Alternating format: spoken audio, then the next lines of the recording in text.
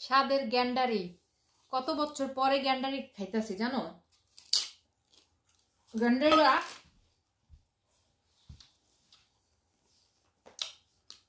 এত রস হলো, এক পিস গ্যান্ডারি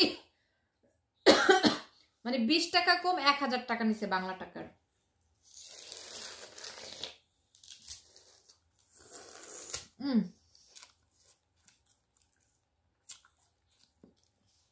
তাও আনছি পাকিস্তানি দোকান থেকে। আমি যে সিটিতে থাকি ওই সিটিতে নাই, অন্য সিটিতে মালমত গেছিলাম, সেই মালমত থেকে আনছি। একটা পাকিস্তানি দোকানে অনেক বাজার করছি ওইখান থেকে।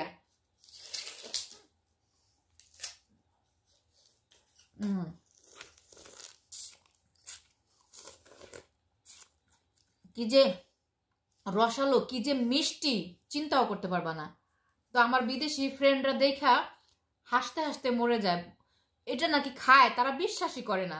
হাউ ইজ পসিবল, তুমি এটা কিভাবে খাবা? ও মাই গড, আমার এমন কালা ভূতের মতো দেখা যেতেছে কে।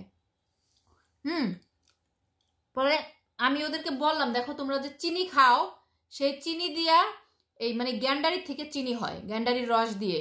ওকে তাই বললাম, আমি বলছি হ্যাঁ। আর একটা ভাইয়া আমাকে প্রশ্ন করছিল বাংলাদেশে, আমি যে ভিডিও দিচ্ছিলাম তখন, যে আপু এক টুকরা গ্যান্ডারির দাম অলমোস্ট 1000 টাকা, তাহলে চিনির দাম যা জানি কত? সুইডেনের চিনি হচ্ছে সস্তা, মানে 10 টাকা করে কেজি, 10 করোনা বাংলা টাকার 100 টাকা করে কেজি, বুঝছো? গ্যান্ডার এটি তো বাংলাদেশ থেকে আসছে না ইন্ডিয়া থেকে জানি আসছে, পাকিস্তানি দোকানে পাইছি। এগুলোর সাথে তো আর চিনি এগুলোর সাথে কম্পেয়ার করা যাবে না।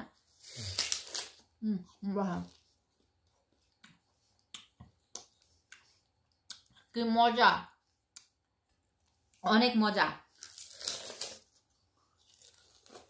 এবং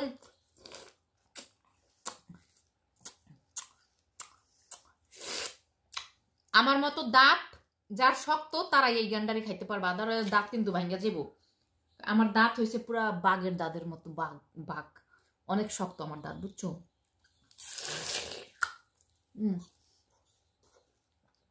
পুরা আনাম মানুষ সবাই খাই লেতেন।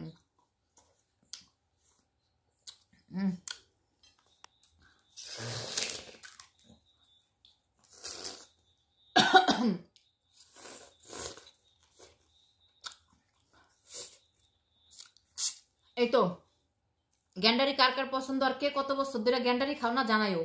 আমি গ্যান্ডারি খাইলাম প্রায় 4-5 বছর, 4 বছর না 3 বছর পরে মনে হয় খাইলাম, কারণ এর আগেও ডেনমার্কে থাকতে খাইছিলাম।